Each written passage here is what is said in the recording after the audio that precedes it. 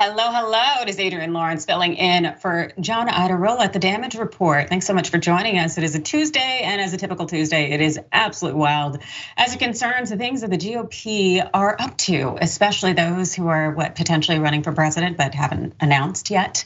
It's really something. But fortunately, we do have someone here to help give these conversations more credence or credit, however we want to go about it. But that's Alonzo Bodden. How are you, Alonzo?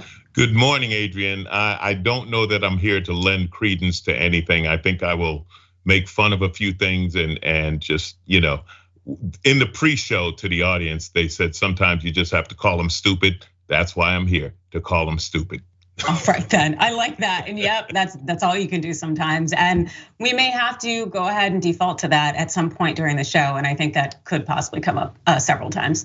But again, thank you all for joining us, and definitely jump in those chats. Like, give us some comments, things I want to read during the break. I want to talk to you. And then of course, we're going to hit you up after the aftermath, after the first hour. It's going to be exciting, and it is going to be quite the journey.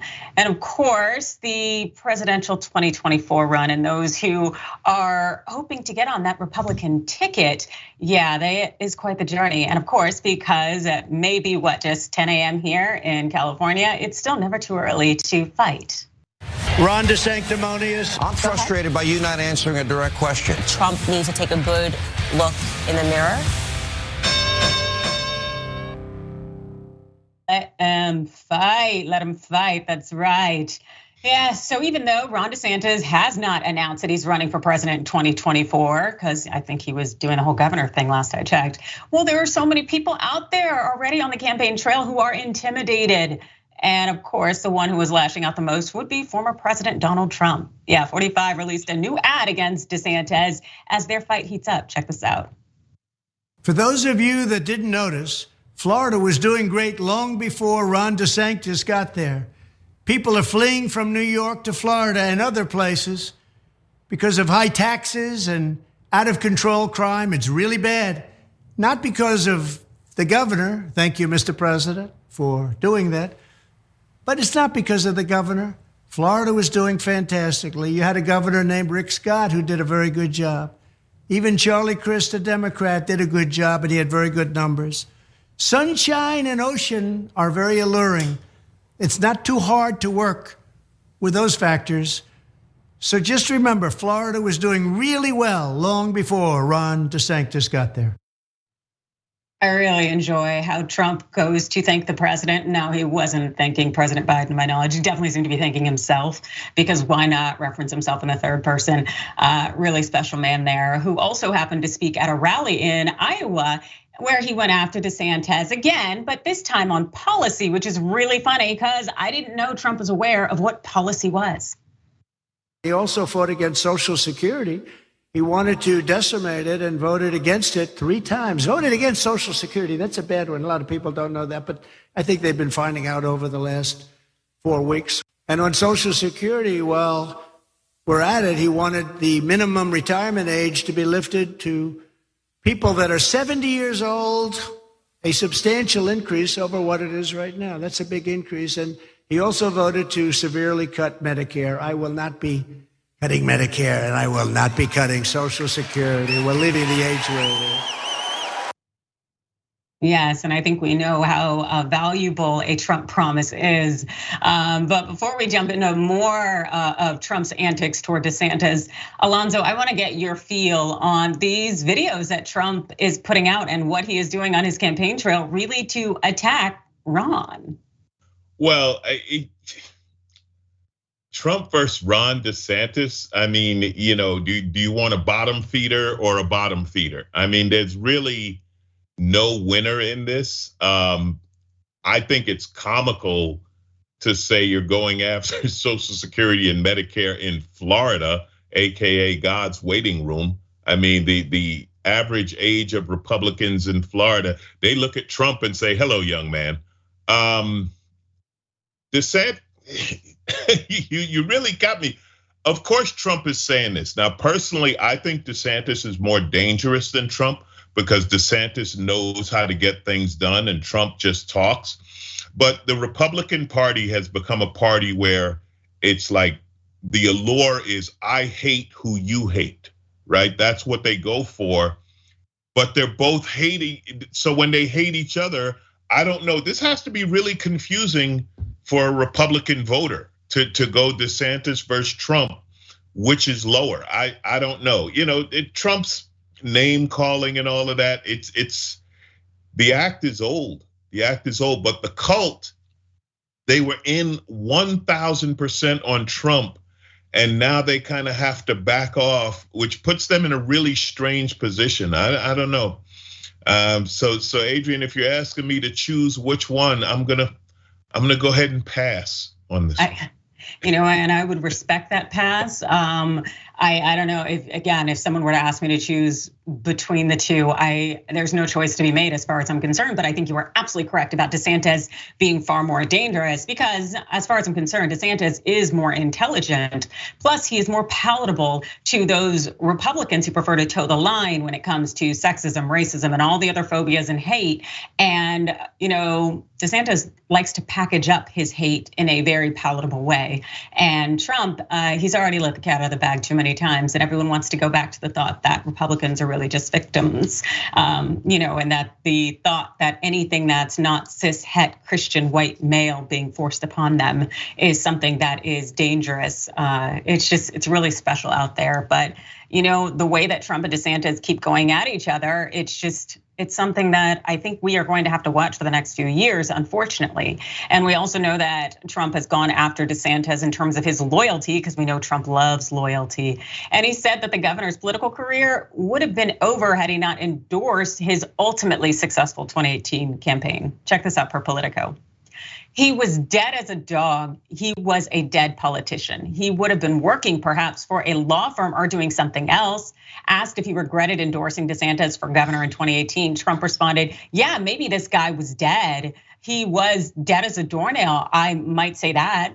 Trump said he eventually decided to support DeSantis because he defended him while he was facing a Democratic-led impeachment into allegations that he pressured Ukrainian leader Volodymyr Zelensky into investigating Joe Biden's family. In fact, DeSantis got on Trump's radar by defending him from special counsel Robert Mueller's probe into Russia's attempt to influence the 2016 election. Remember this, if it weren't for me, Ron DeSanctimonious would right now be working probably at a law firm or maybe a Pizza Hut. I don't know. Yeah, because those two things are really on the same wavelength in terms of a law firm or a Pizza Hut. Yeah, either way. We know that Trump also took to Truth Social and he posted this.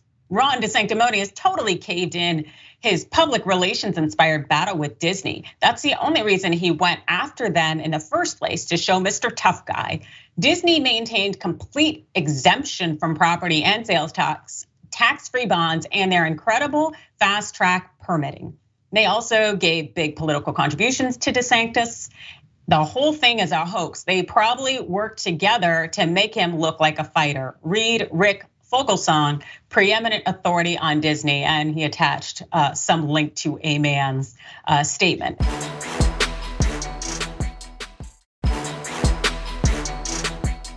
Anyways, DeSantis hasn't responded to this latest attack, but he did downplay the name calling when he was talking to Brian Kilmeade the other day on Fox.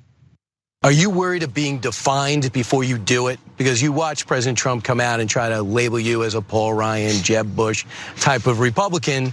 And are you worried about being defined because you're governor and you're not a candidate yet? So when you have a record of achievement, people can call you a name, but that's not going to trump the achievement. And so we've built an astounding record of achievement. The best is yet to come. We're going to do a lot more over the next few months. And that's what people look to. Now, if I was just like, some random, maybe like a senator that didn't have accomplishments, then maybe someone could try to define you. I really love the hidden messaging there. He mentioned the word Trump and then saying the best is yet to come, which is Kimberly Guilfoyle's little line that she loves to use. DeSantis is smart, he is smooth. Of course, I don't know it's gonna be enough to convince Florida voters, who a number of them, as we've seen, are still on that Trump bandwagon. But I know DeSantis is at least going to try. What do you think, Alonzo? Well, if you're gonna win Florida, you have to win the villages, right? I mean, that's where the voters are. It's funny listening to both of these guys, right? Because Trump says something horrible and then says, I might say that. and well, you just said it. And the other problem with Trump, well, the other funny thing is, you notice he threw Pizza Hut under the bus, but he won't touch McDonald's. Just saying, McDonald's is sacred. Pizza Hut you could throw under the bus.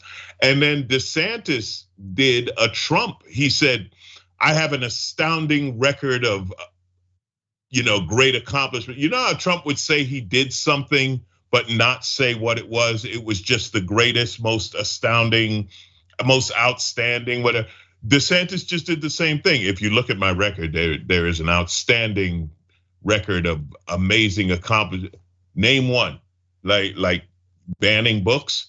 I guess that counts as an outstanding. I don't know. So they're both talking. They're both flexing. This is like fighters before the boxing match when they stand up there and they're just talking a bunch of hype to hype the fight and get you to throw your money in the fight. And people are, I guess the fight now is to see who the Republican Party is going to back and whose money is going to go where, right? That's what they're setting up. I'm really not sure, but it's kind of fun to watch and at the same time scary. Yes, it's very scary, the possibility that any one of them could be leading our nation in the coming years. But you're absolutely right. They're just like fighters before the fight with the weigh-in, chirping at each other, getting chesty, pushing, just talking a bunch of game, but not giving us any substance. And of course, Donald Trump can't provide any substance because his mind doesn't work that way. And DeSantis, it's like you noted, Alonzo, what are you going to say? That you have done various things that violate the Constitution, not just of Florida, but of the United States, or things that are inhumane, like moving individuals who are migrants to different geographic areas under false pretenses. I'd like to think that's somewhat of human trafficking. It just really tells us that this is kind of how they approach their demographic, which is a lot of talk, but no actual substance. And it's sad because it's worked before. And so DeSantis has no reason to think it won't work again. And something I will say, which I covered on Rebel headquarters this past weekend, is the possibility of a split ticket if Donald Trump tried to run on a third party ticket. The thing is, he's not in any way precluded from doing so. It's just that there are 6 states out there that have a rule that say they will not put you on the ballot if you drop off of a primary, any kind of lead party, and then all of a sudden want to run on a third party ticket, Ralph Nader style. But that doesn't mean that people couldn't write in Trump's name. That doesn't mean he couldn't end up taking away votes like Ralph Nader did back in 2000. It's this kind of stuff could easily go down. And as a result of that, it could be difficult for DeSantis if he ends up getting the Republican nomination and Trump does decide to go ahead and run on a third party ticket because he's salty. Alonzo, really quick, do you think that that's a potential possibility? Well, when you talk about the third party ticket in the states that say you can't drop from a major party to a third party, this is where Trump's friends on the Supreme Court will come in handy because they'll just overturn that and let him do it. I mean, we've already seen that this Supreme Court is like, well, we'll rubber stamp whatever he says, So when you talk about the Constitution, and this has never happened in my lifetime, the Constitution becomes optional with this Supreme Court.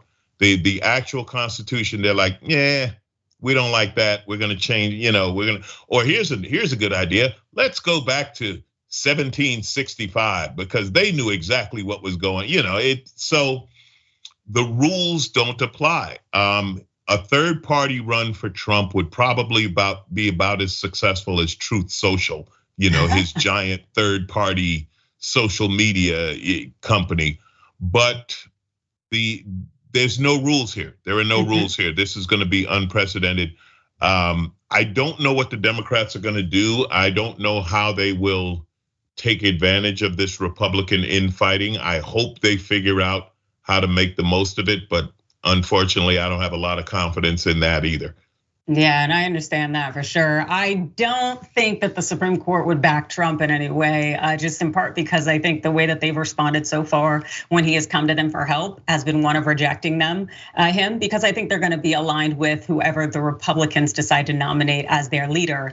Because again, I think Trump showed too many cards, and I think that this is also what's happening where the walls are closing in on him in terms of indictment, in part because the Republicans now are like, no, we don't want this man to be nominated to our ticket. So we are going to go ahead and give the go ahead for maybe these prosecutors out here who are claiming to be Democrats, but aren't necessarily the case. And they may go ahead and move forward with him. But then again, those are just my thoughts, and we will talk about those prosecutors soon. But first, let's really talk about DeSantis taking a stance as far as Ukraine goes, because of course, even though he has not announced his run, he does seem to agree with Trump on one thing, that's the support for Ukraine. Now, Tucker Carlson posted a questionnaire on GOP's thoughts on Ukraine in this tweet, where he asked every potential 2024 GOP presidential candidate to answer 6 key questions on the war in Ukraine.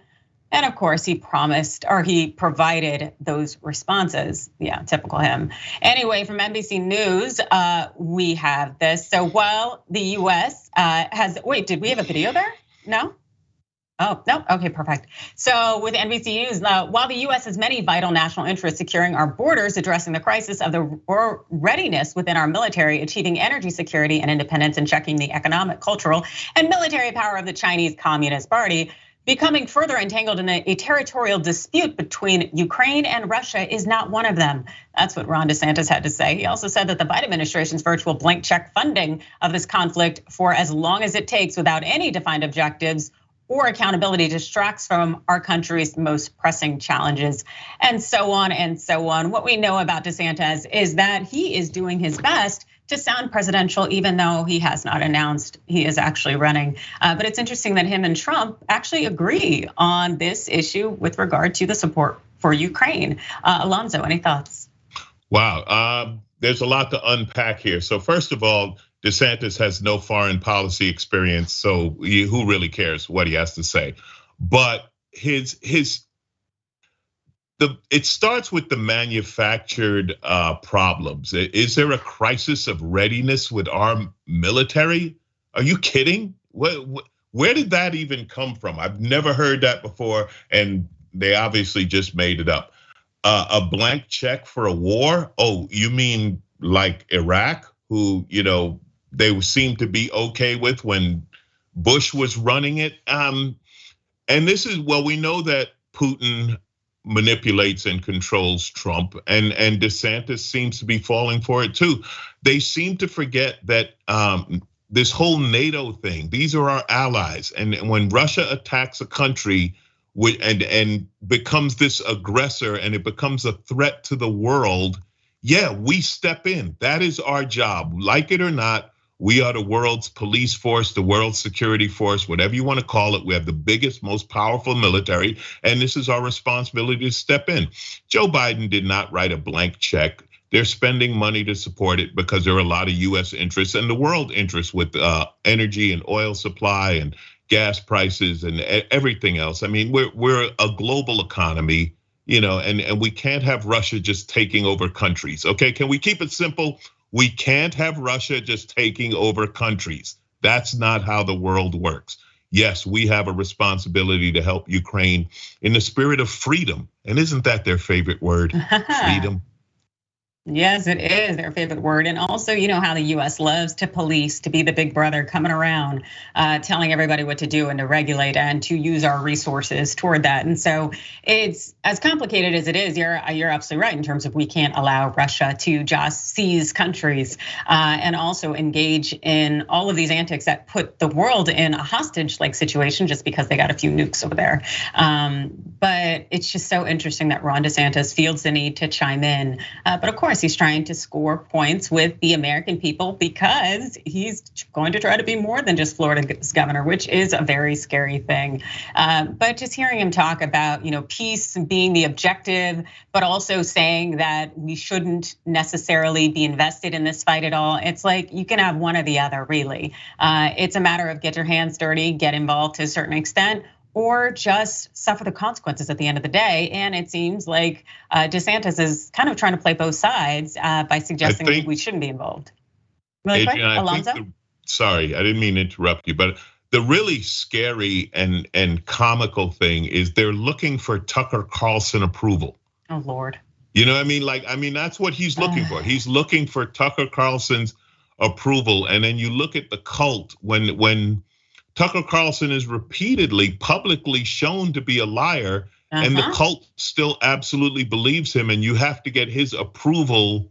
DeSantis is going to need Fox News. It's funny, and it seems to definitely have Fox News approval when it comes to DeSantis, but Trump has lost that in toto. And we're going to have to see how that's going to impact when it comes election time. But we will definitely hit on more as we discuss more on the damage report. Now let's go ahead and give you a little bit of a break.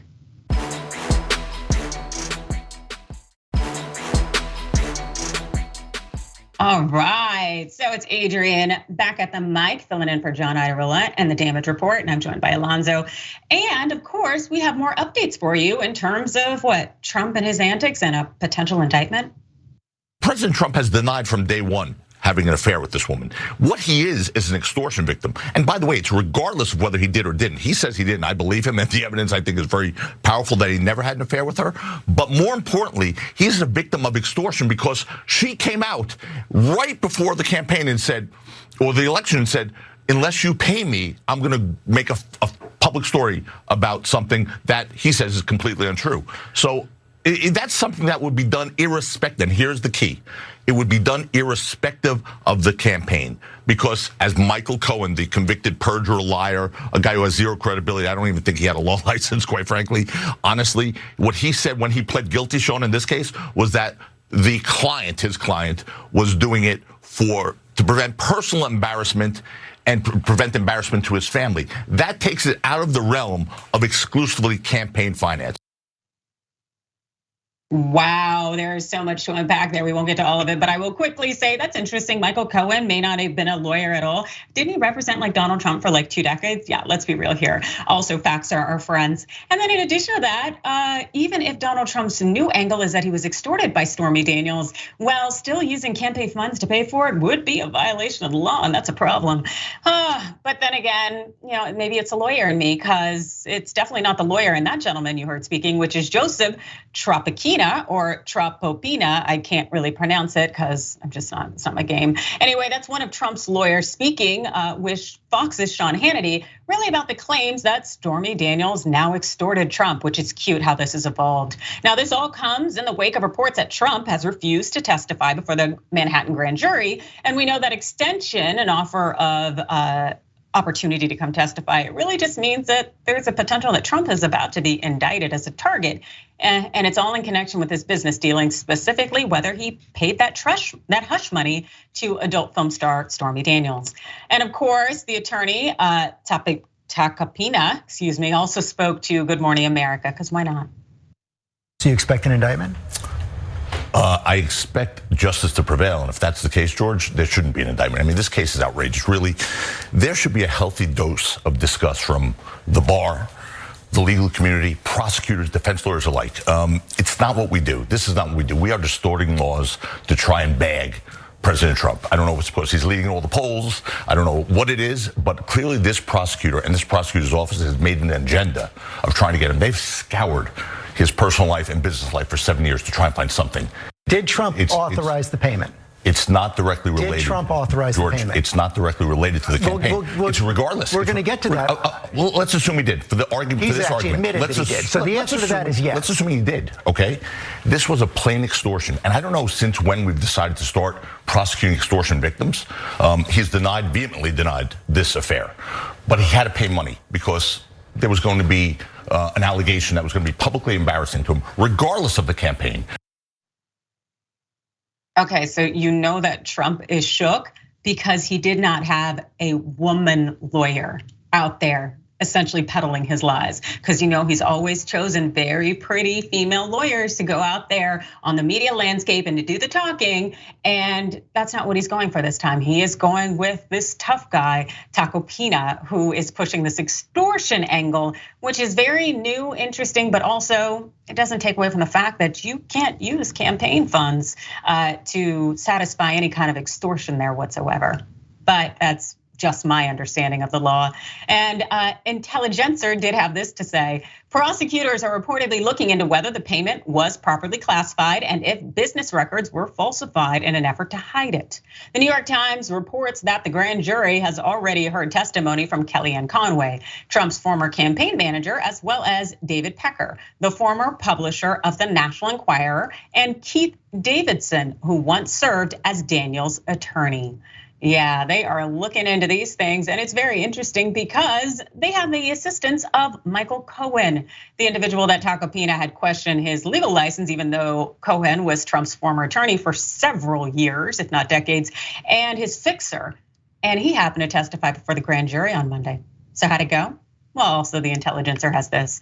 Lanny Davis, his attorney, called Cohen's nearly 3-hour testimony on Tuesday a productive afternoon, saying Cohen answered all questions. This is about accountability and this is about facts and the truth, Davis says.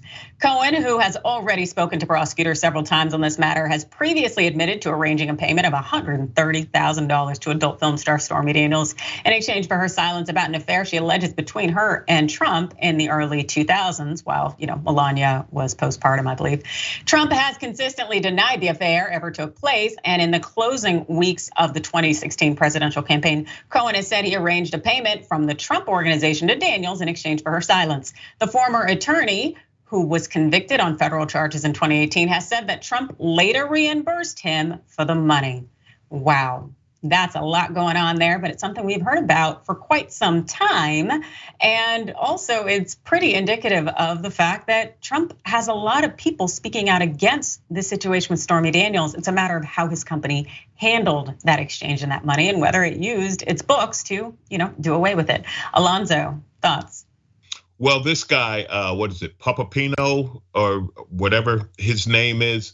First of all, has he looked at Trump's history of lawyers? Doesn't he realize he should be fired right about June? I'm thinking by June, this guy will be gone. It was funny listening to him talk because he starts out, we absolutely deny this affair. And then he's like, whether it did or didn't happen. Like within the same interview, he changed his point. Then the same thing when he was being pressed on the payment. We didn't pay, we didn't pay, we didn't pay. Well, if we paid, we were extorted into paying. So we know that he's lying, that he knows something. I don't think Trump's ever going to be indicted. This is just my personal opinion. They've had him too many times, too many of these cases where they're like, okay, this is the one, this is the one. And I don't care if he's indicted. New York is very good at going after him on his financial matters and financial dealings and shutting him down and quite often taking his money. And that I think bothers him more than anything. But this case, did he use campaign funds? Yeah, we know he did. Just like he used them after the insurrection, he's used them for his personal lawyers before. But they find a way that there's always some weird campaign finance rule, or the money was donated to this fund and not that fund, so it was okay to use the money for personal, use. Didn't we have this thing where he bought a painting of himself for like $10,000 with campaign money? And this is Trump's history, and people keep sending him money. It's like one of these televangelist preachers that drives a Rolls Royce to his private jet, and people who make $20,000 a year still send him money. It's the same thing with Trump. Even that, they had the case where if you donated once, they got your credit card number and it became an automatic monthly donation, and they couldn't prosecute that. So the Stormy Daniels case, I think the vast majority of people believe Stormy Daniels. I think we have everyone testified like, yeah, he paid her $130,000, and now they're just trying to find out where the $130,000 came from. I just don't think that they're going to be able to prove a direct link from his campaign money through Michael Cohen to Stormy Daniels. Yeah, I don't necessarily know what they're going to be able to prove. I think that it is all there and it's been there, but I totally agree with you that I just don't know that they're actually going to ever indict him. As much as I want it to be the case, in part because there's just so much illegality. The criming it is rampant, and yet our society is not willing to hold a wealthy white male former president accountable for it. I just right, and I can't see it happening. He has so many members of the cult willing to take the fall. I mean, and that's why it's a cult, right? When you're willing to sacrifice yourself for the leader, that's part of it being a cult. And there are always people here willing to take the fall for this. I don't know how close to him it will get. Yeah. But so far even though it's one of those things like we know it, but we can't prove it. And again, it's just such a parallel to, a crime organization, like a mob movie or something where there's always somebody else who has to take the fall, not the Godfather. I mean, Yeah, that could be why Trump selected his new attorney, Tacopina.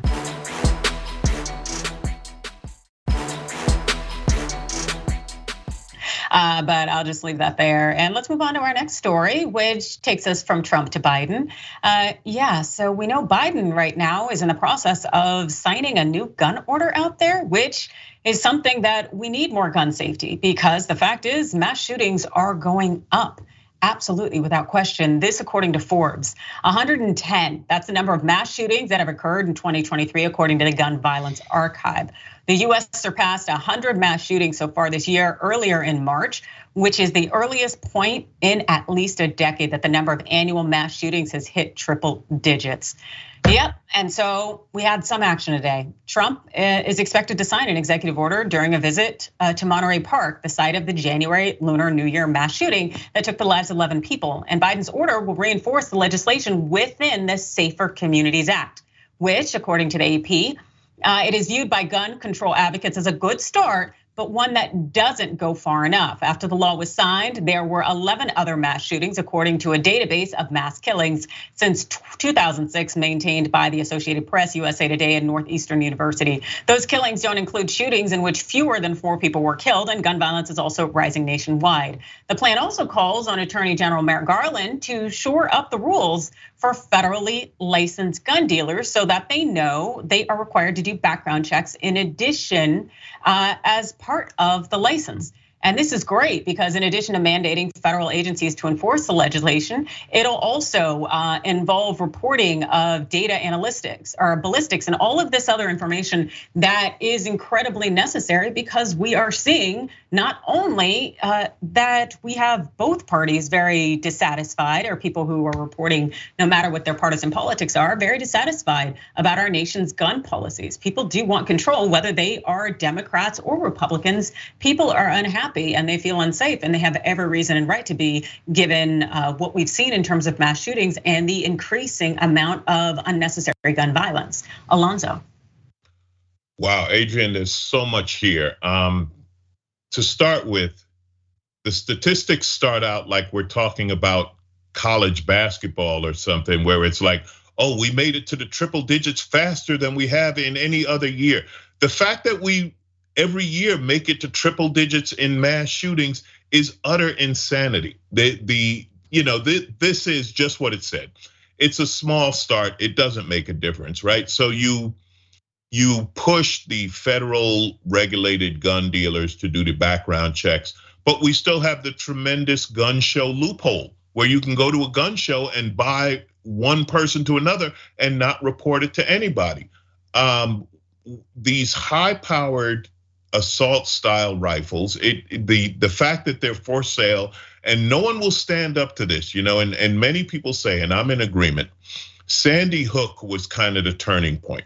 When we accepted Sandy Hook as okay, that's when we said there's no stopping the gun lobby. I'm still waiting for a politician to be strong enough to stand up to the gun lobby, to speak. You talked about it being bipartisan, and it is. There's a huge common sense element in the United States looking for someone to say enough, stop it with the guns, stop it with the assault weapons. And I think that person would find tremendous support. We have Uvalde, where these kids were blown to pieces by AR-15s, and the parents wanted to do what Emmett Till's mother did. They were like, show people what an AR-15 does to a child's body.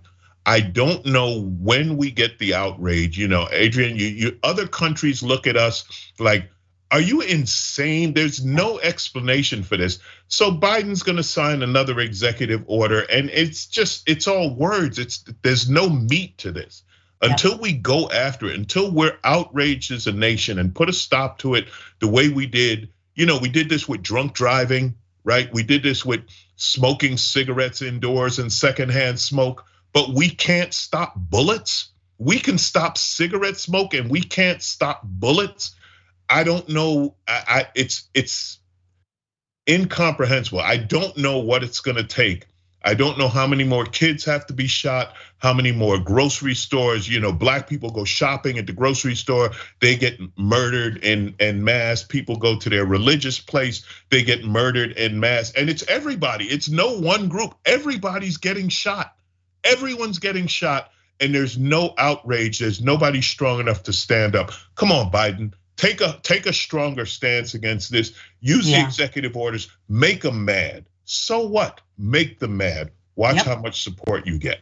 And the thing is that I've seen other countries who had modeled their constitutions after the United States, and when they realized that gun control was a problem, they went ahead and pulled back on the Second Amendment. And the thing is that the Second Amendment, and when I say pull back, I mean they rewrote their constitutions. And the thing is, our Second Amendment is not what it seems. It is completely bastardized by the courts to uplift the GOP and their love of money from gun manufacturers. The fact that it is a bastardized reading doesn't mean that it's true or accurate. And I recommend everyone read Carol Anderson's book called The Second, because when you understand the history and the legacy of the interpretation of the Second Amendment, and when you understand the fact that we should not have this unregulated right to guns, basically, and the unmitigated damage it has done and will continue to do, that it's truly a reflection of a lot of the hate that is in our hearts. And we're gonna talk more about that when we return from this break, because the thing is that hate is on the rise.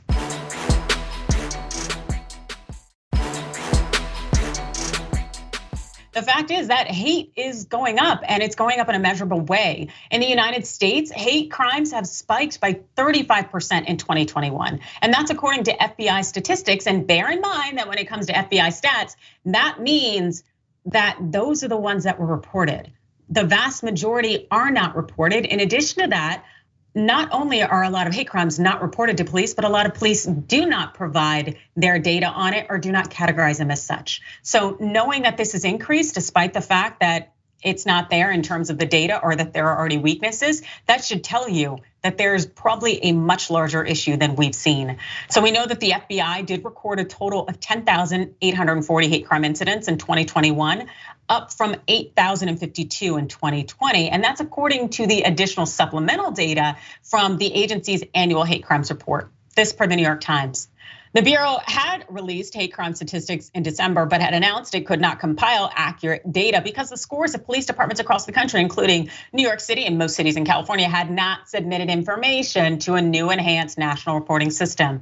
Now, the increase is largely based on a spike in hate crimes that targeted people for their sexual orientation or gender identity. Yep, so the FBI recorded 1,707 anti-LGBT hate crimes in 2021. That's a 54% increase from those recorded in 2022. In those incidents, 1,979 people were targeted for their sexual orientation. And also based on a UCLA estimate of 10 million LGBT individuals who identify as such, that means that roughly 1 in every 5,000 lesbian, gay, or bisexual people in the US were a victim of a hate crime. That's a lot. Hate crimes against transgender and gender nonconforming people, well, they rose by 29% in 2021, with 342 incidents recorded versus 266 incidents in 2020. Also bear in mind that when we're talking about the trans community, we're talking about less than 2% of the US population.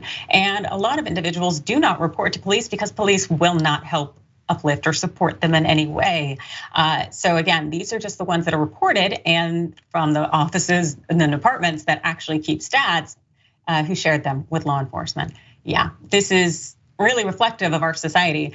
We also know that the same UCLA study estimated that there were about 1.4 million trans people in the US, as I mentioned. Also really meaning that the FBI recorded 1 anti-trans hate crime victim for every 3,500 members of our community. That's wild.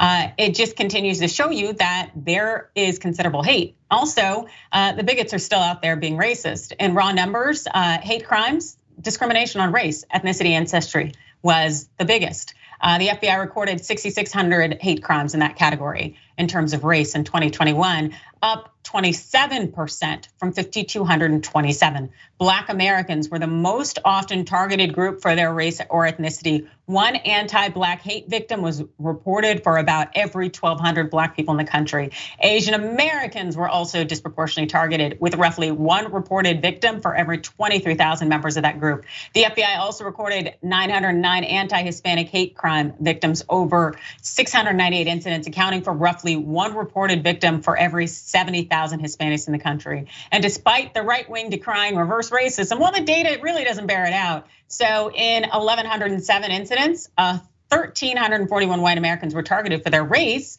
accounting for one victim for every 170,000 white Americans. And the latest category investigated was hate crime based on religious affiliation, with Sikhism, Judaism, and Islam followers having the highest risk of victimization per individual.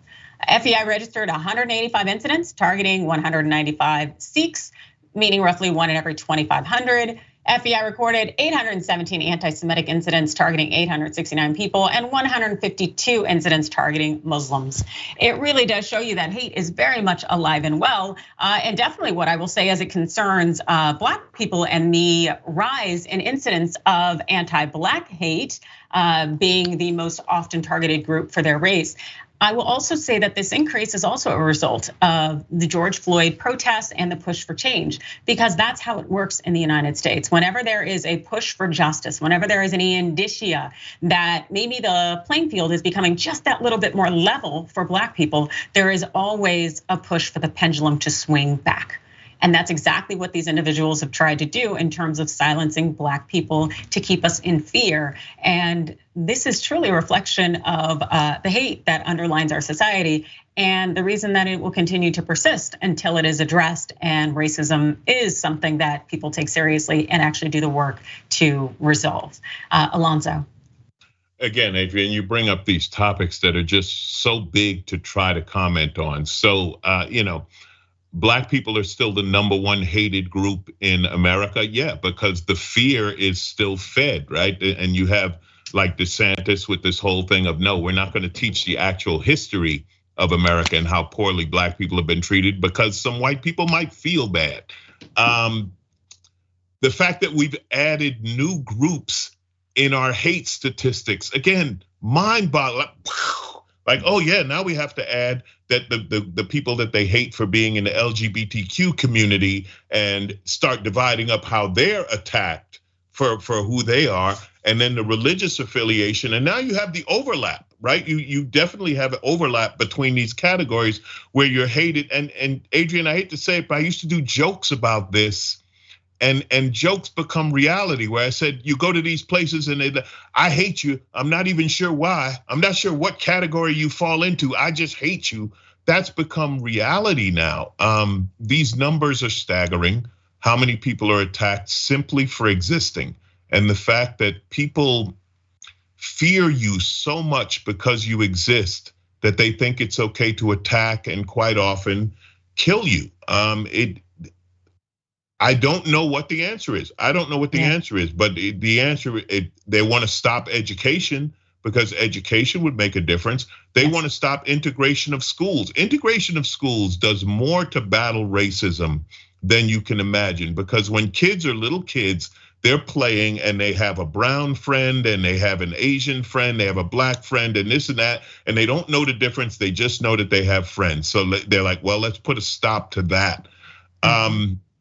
Yeah, I think that's important. And it's really sad that a lot of people in the United States don't realize, they want to think that we're post-racial. And the reality is that we're not. The last school in the US that was desegregated was in 2016 in Texas. The fact is that we have significant problems and they're everywhere. But we definitely want to hit this last story before we head into the aftermath. So let's go ahead and talk about what's going on there with the Maryland GOP governor's people. Check this out. Mr. McGrath and I spoke regularly and spoke last night in anticipation of the trial beginning today. And I have no idea where he is. I hope that he's safe, and I hope to speak to him very soon. Yikes, yeah, that definitely sounds foreboding. That was the lawyer to Roy McGrath. That's the one-time chief of staff for former Maryland GOP Governor Larry Hogan. And this is all coming after his failure to appear in court on an arrest warrant. Now, Baltimore and Washington, D.C. agents with the U.S. Marshal Service were assisting in executing that arrest warrant as McGrath stands accused of a variety of crimes, largely financial in nature, which include wire fraud, embezzlement, and allegations of falsifying a government document. McGrath is accused of receiving severance payment worth 1 year of his salary of his previous position, $233,648. As the head of Maryland Environmental Service, a quasi-governmental entity, McGrath is also accused of a failure to take vacation time while traveling to Florida and a European cruise. The falsifying documents charge stem from allegations that Hogan knew about McGrath's severance payment from the MES before moving to the governor's office and adding that Hogan signed off on the agreement. McGrath also faces state wiretapping violation charges for allegedly illegally recording phone calls. You know what, the man is really, he's got a rap sheet coming for him. And that seems to be the case, which is why, not showing up would kind of be problematic, especially when, you get that whole warrant thing. Anyways, but since news broke of McGrath's federal investigation and charges, Hogan has forcefully denied knowing anything about the severance agreement between McGrath and MES. And it really seems to indicate here that, again, these individuals have no respect for our system in any way, even when they were very much a part of it. Alonzo. Well, he's just not a good criminal. I mean, the first thing you learn in crime, right? Crime is a cash business. You don't write checks, you don't collect checks. That there is a paper trail. You don't sign an authorization to pay a criminal by check. There is a paper trail. These guys are just not very good at it. If you're on a cruise, if you're on a trip where it's documented, you're, I don't know, hundreds, if not thousands of miles away from the office, yeah, you got to put in vacation time, okay? You can't say you were working remotely from a cruise during it just. So what we have here is quite simply a bad criminal, a dumb criminal who's going to be arrested, who's going to go down on federal charges, and you have a governor trying to distance himself so he doesn't go down with him. And the note there is you shouldn't have signed the paper. The minute you sign something, you're going to be in trouble. All right, it's crime. Stick to cash. That's how crime works. Okay, you can't be Venmoing your fellow criminals. Yeah, and the funny thing is, I would have said the same thing when it came to Matt Gaetz, but we saw he got the pass, so I'm sure it emboldened a lot of them to go ahead and keep doing their business dirty and have all these paper trails, and that it'd be okay because you can find somebody powerful to give you a hall pass for that. It's amazing, this fact that the governor of the state of Maryland is going to be a witness for the government. Like that's just wild. But again, like you noted, these people are not good criminals and they've been intertwined in all sorts of nonsense. And the thing is, it just ends up hurting citizens and the people. Before we head to the aftermath, what are your thoughts, Alonzo? The governor's trying to save himself. It's one of those things. They're like, listen, we have proof that you were involved. He was like, oh, I'll be happy to testify against this guy. This guy doesn't have friends. You think you have friends in high places, you find out you don't. So he's going down, and the governor is going to act ignorant of it and sell this guy out. Again, it's just a really bad crime. Like this wouldn't even be a good movie of the week. Oh, come on now. It could be a good Lifetime movie, I don't think so. Unless there's a love interest between the two of them, I just don't see Lifetime buying this story. Now, if there's a love interest who's involved with the governor and this clown, then maybe Lifetime buys it. Otherwise, nah. Okay, but what about like Tubby or something, right? Isn't that what it's called? Yeah, like they've been known for having some sketchy movies, so it could possibly be good. I'm just wondering, is this man actually going to show up at some point? Like it's a hell of a thing to be on the run. Oh, they'll find him. He's not smart enough to stay hidden. He's using his actual ID and his real credit cards at a hotel somewhere. They'll find this guy. Oh my God. Well, I hope they find him hopefully quickly. And I hope all of justice is actually done, because we've seen way too many people get away with all sorts of nonsense while we the people are out here slaving away and working every day and abiding by the law. And of course, actually, we will get more into what you'd love to share just as we hit the aftermath, which will be happening momentarily. Yay.